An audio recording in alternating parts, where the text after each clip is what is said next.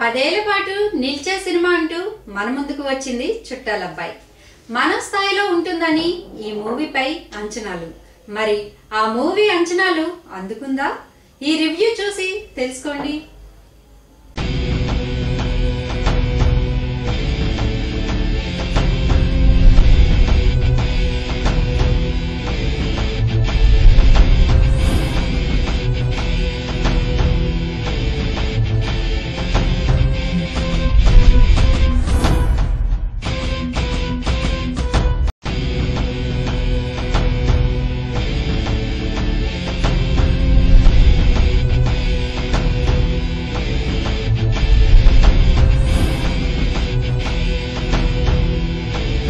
అంచనాలకు దూరంగానే ఉంది చుట్టాలబ్బాయి.